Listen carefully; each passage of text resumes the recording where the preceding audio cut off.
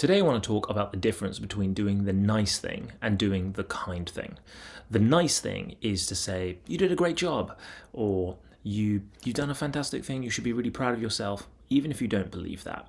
You're doing the thing that seems kind in the moment, but is maybe a white lie, or is something that protects their feelings in the moment, or saves them embarrassment of some sort. It's a path of least resistance, it's the safe thing to do. But it's not necessarily the kind thing to do. The kind thing can sometimes be to give someone a direct piece of uncomfortable feedback, and that can be for yourself as well as other people. Sometimes people need to hear things that aren't super nice, and that doesn't mean that it isn't the kind thing to hear.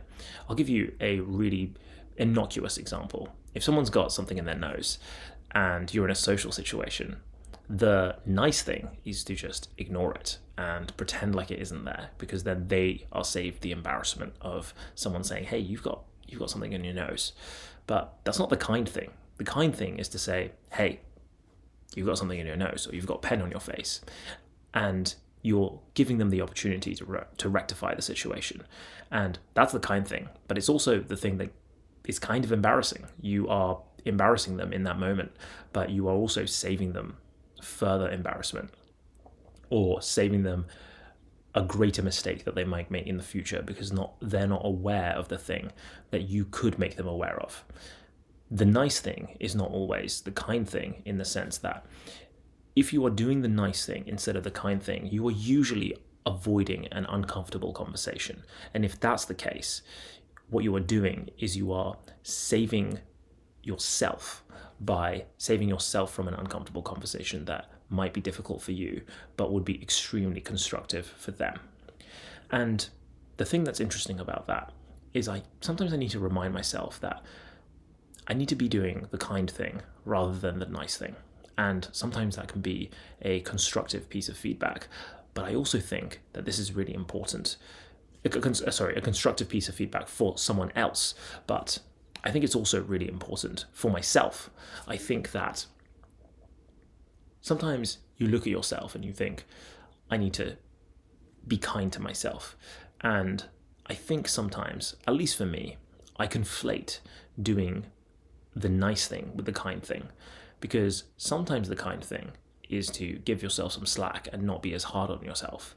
But other times, the kind thing is to hold yourself to the standard that you believe in, that you can achieve, or hold yourself accountable for the times that you are just being lazy or slacking off or not really hitting the potential that you know you have.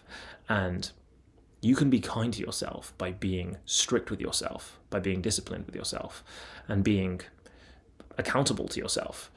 But you can also be kind to yourself by giving yourself space. And only you know deep down whether or not one is the kind thing or one is the nice thing.